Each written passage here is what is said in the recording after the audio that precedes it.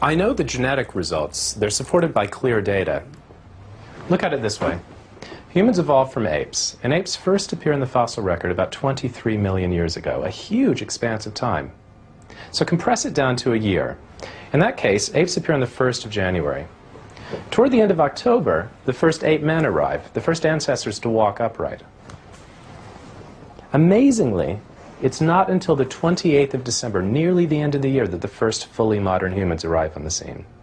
And even more incredibly, it's not until the 31st of December, New Year's Eve, that they leave Africa to populate the rest of the world. And by New Year's Day, our ancestors had made it to the furthest corners of the globe. But how could they have made such a journey so suddenly, so swiftly, and so successfully? That's what I'm off to find out. It hasn't been an easy decision. I'm not just leaving my cozy lab, I'll be leaving behind my young family too.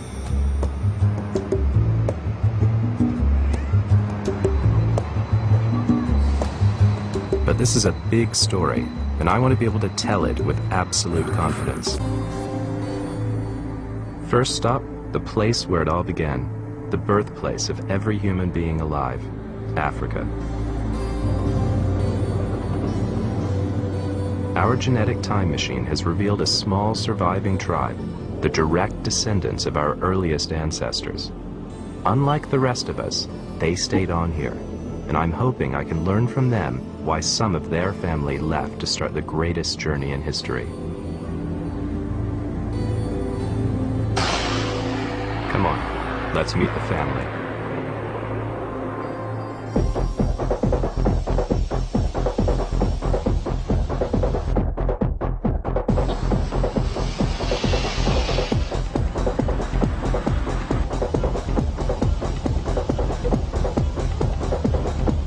Kalahari Desert, Namibia. I'm here to find an extraordinary ancient tribe of people, the San Bushmen. Our research shows that their distant relatives left Africa and set in motion the family tree of mankind. From them stemmed every color, creed, and nationality alive today.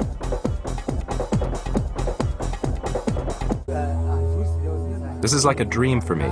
Everything predicted in their blood seems to be written in their faces. It's like looking at a composite model of every face from around the world. The eye shape of East Asians, the high cheekbones of Mongolians, the mid-brown skin that could turn darker or lighter. So how do I know that of all the people on Earth, the San are direct descendants of our oldest ancestors? I'll try to explain a little better this time. I work with DNA, our very own manual of life. It's in our blood, in every cell of our body, orchestrating our life processes. DNA is a ladder of just 4 linked molecules, A, C, G, and T, strung together in pairs in an incredibly long and complex sequence. If laid out, the DNA from one person would stretch to the moon and back 3,000 times. In our cells, this chain is broken into 46 bundles called chromosomes. Because of its sheer length, DNA is prone to develop small glitches in its sequence. They're called mutations. Everybody has them. When they occur, we pass them on to our children. We call these inherited mutations markers. As our chromosomes pass down through the generations, they carry these markers with them. They write our history.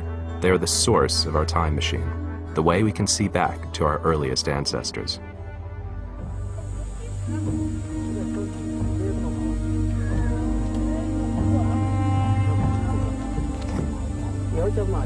The markers I follow are found only in men, on their Y chromosome, the chromosome that makes men men. But of course, men don't travel alone, and the journey of man is the journey of everyone. I was walking through the village and I saw that they had massive piles of these sitting around everywhere. We call them monkey oranges. And they taste pretty good. They're a little bit like papayas. But I thought it would be a good idea to use them to explain exactly what we mean when we say we're following genetic markers. This is a man at some point in the past. The thing that makes him a man is his Y chromosome, a piece of DNA that's unique to men. When men have sons, they pass on their Y chromosome to those sons. Again, it's what makes them sons.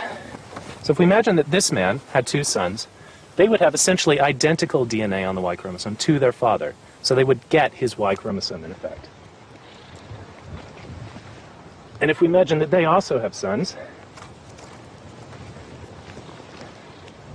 those sons, the grandsons of this very first man, would also have essentially the same DNA. But occasionally, when we pass on these pieces of DNA, we get a change in a single letter in the sequence. We can call those mutations or markers, and that's what allows geneticists to trace descent. And I've represented this marker with a little strip of tape, a little black bar. And just like before, all of the sons of this particular man will have essentially the same Y chromosome, so they will inherit this marker. And in that way, the marker acts effectively as a badge of descent, a marker of descent from this particular man, and that's what we follow. Now, as we move further down the tree, most of the sons will inherit just that single bar, but occasionally, as we saw before, we will get a second change in the Y chromosome. A second marker appears, showing descent from a particular man, in this case this person, who has first that marker, which came from that person back there, but an additional unique change on his Y chromosome, which he then passes on to all of his descendants. So in the people that we're talking about living in the present day, in this part of the tree, they've got two markers. They clearly trace their descent from this man, but the first marker, remember, arose all the way back there, all those generations ago.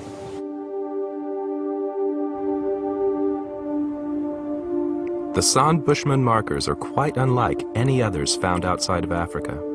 In the world's family tree, their branch is the first to split from the rest. That's how I know they must be the oldest tribe on Earth.